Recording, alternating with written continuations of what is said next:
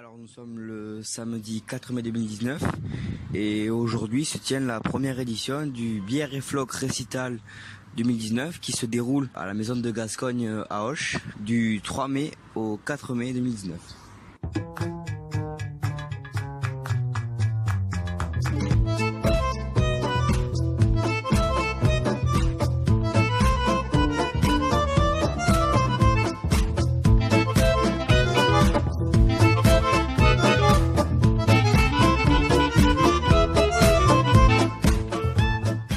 Te présenter s'il te plaît.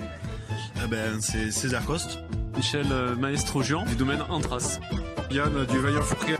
Alexis de la brasserie Jean Passe. Nicolas, je suis agriculteur maintenant.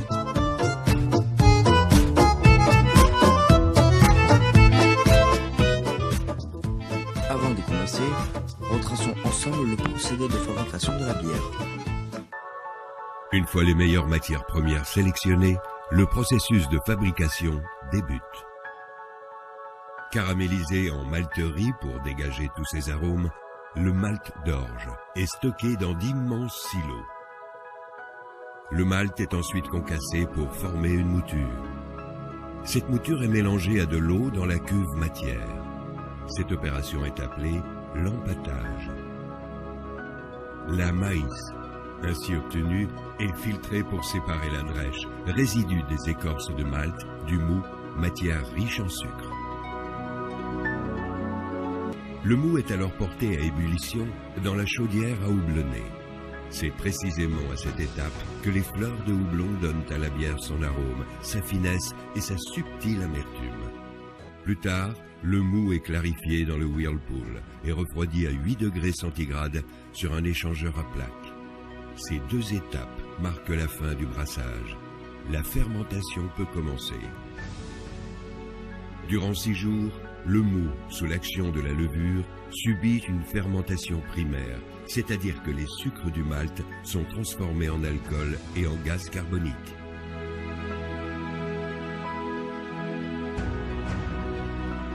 Suite à cette première étape de fermentation, la fermentation secondaire, aussi appelée maturation ou garde, s'opère dans de gigantesques tanks. Pendant 2 à 4 semaines, à une température proche de 0 degré, la bière jeune se stabilise, se sature en gaz carbonique et continue de développer les arômes et les saveurs d'une grande bière de qualité. Tout au long du processus de fabrication, les bières sont analysées. La bière ainsi obtenue est filtrée une dernière fois pour la rendre limpide et brillante.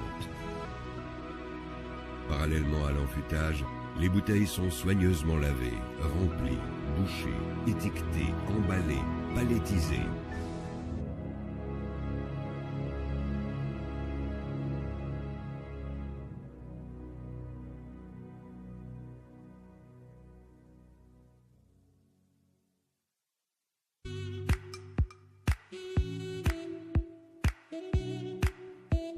Alors justement, quel est ton rôle aujourd'hui ?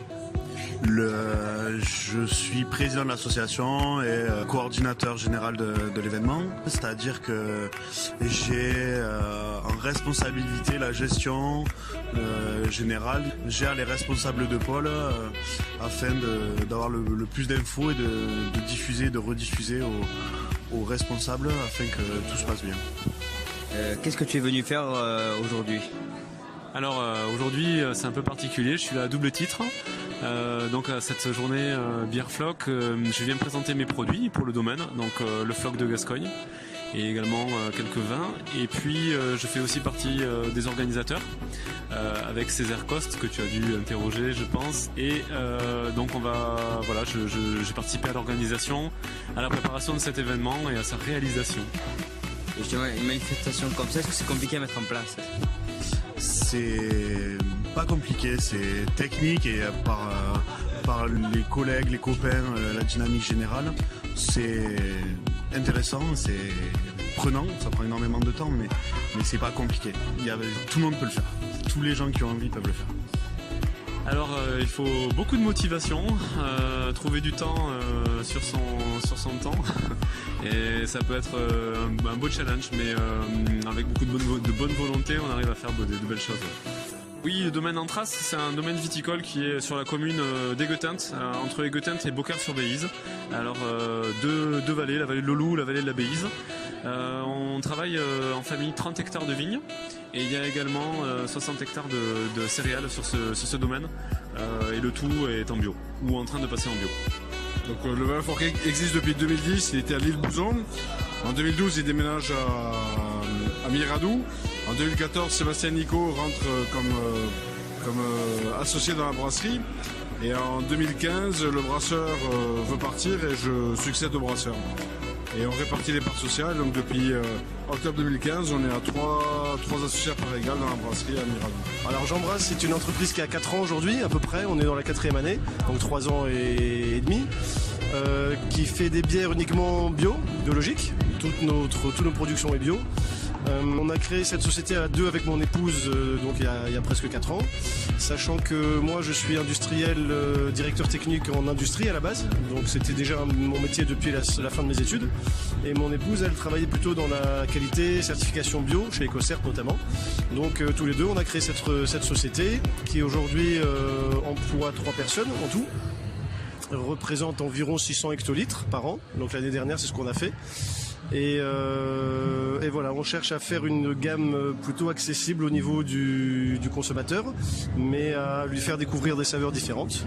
Et on veut partager aussi notre savoir-faire par des ateliers de fabrication qu'on organise à la brasserie. Alors je vois que sur la devanture il y a 8 bières différentes avec des noms différents. Quelles sont après les différences à part la couleur? Alors en fait l'autre objectif est de faire découvrir plusieurs bières différentes et de s'amuser aussi à embrasser des différentes. Là il y en a 8, on en a 10 en tout, on travaille sur d'autres recettes aussi. Effectivement en dehors des blondes, des brunes, etc. il faut savoir qu'il y a 3 grands types de bières qui sont déterminés par la levure qu'on utilise, le type de levure qu'on utilise. Donc là on a 2 types de bières par rapport à ça, des bières de fermentation haute et des bières de fermentation basse. En l'occurrence la fermentation basse c'est la blondinette qui n'est pas là, il y a eu une erreur. Tiens, hop. Dans laquelle on met un peu de maïs. Donc chacune de ces bières a sa spécialité. Par exemple la Valentine, on a du miel dedans. La blonde a une petite amertume qui va rester persistante en bouche. A l'inverse, la blondinette va avoir une amertume un petit peu au début et va s'estomper. La triple est une bière qui est beaucoup plus chargée, un peu plus forte en alcool, dans laquelle il y a un peu de malt fumé. La blanche, beaucoup de blé. La brune a une couleur légèrement rougeâtre, elle n'est pas trop foncée, donc voilà, chaque bière a sa spécificité. La rousse un petit peu florale avec un ajout d'hibiscus et de lavande par exemple. Voilà. Après le mieux pour en parler, le mieux c'est pas d'en parler, le mieux c'est de venir les déguster.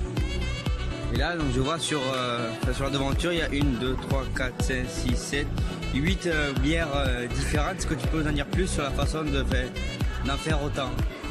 En fait on a 8 bières différentes, on a 2 blondes, une blonde classique, une blonde qui est un peu plus légère avec des flocons d'avoine, des flocons de blé. Une bière blanche, c'est bière de blé, donc 50% de malt d'orge, 50% de malt de blé, de l'orange, de la coriandre. Une bière ambrée, dans laquelle il y aura 10% de malt qu'on appelle caramel, qui va donner la couleur un peu rouge. La même bière avec du miel et des épices, donc c'est une ambrée au miel et aux épices. Une ambrée qui sera hyper houblonnée avec le double de houblon amérisant et des houblons aromatiques en cuve de fermentation, une rousse et une stout ou une porter. Vous avez pris combien de temps en avance pour organiser la première édition? C'est une idée qui a germé il y a 2 ans et on a décidé de le faire en septembre l'année dernière et on a vraiment commencé à bosser dessus depuis janvier, mais on avait déjà les accords de la mairie sur les dates, le côté institutionnel. Et par rapport à tous les brasseurs, est-ce que c'était compliqué de les appeler ou de les faire venir? Donc non, que ce soit les brasseurs ou les vignerons, c'est la première fois que l'ensemble des brasseurs gersois se réunissent sur le même événement. Et tout le monde a répondu présent très tôt, sans avoir tous les tenants et aboutissants de l'événement, mais en disant on fait un truc tous ensemble aussi, Et donc là, on présente, nous, sur le stand, on a les 3 bières qui ont été brassées spécialement pour ce festival. Donc cette bière qui a été brassée, c'est une bière une saison, c'est une bière blonde assez légère. Et donc il y a une partie de ces bières qui ont été vieillies en fût d'Armagnac, du domaine de Chiroulette. et en fût de floc du domaine d'Antras.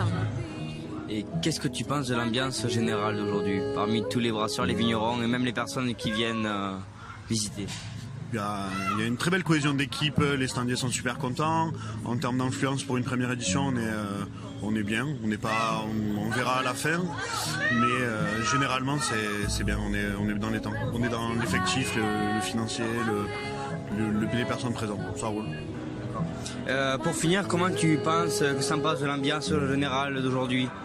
Ouais, l'ambiance est sympathique quand on se retrouve entre collègues. Et voilà, j'espère qu'il y aura un peu plus de monde parce que c'est un chouette événement, donc on attend du monde et je pense qu'avec les concerts ce soir ça va être bon. Pour terminer, la soirée s'est bien passée avec 2 concerts plus un DJ.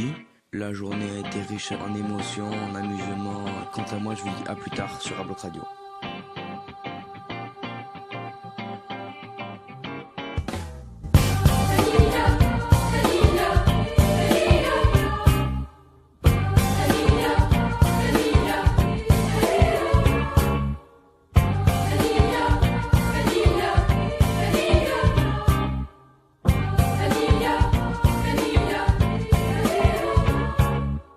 Le lapin souhaitait lui offrir un présent afin que sa douce Alice penche à lui en son absence.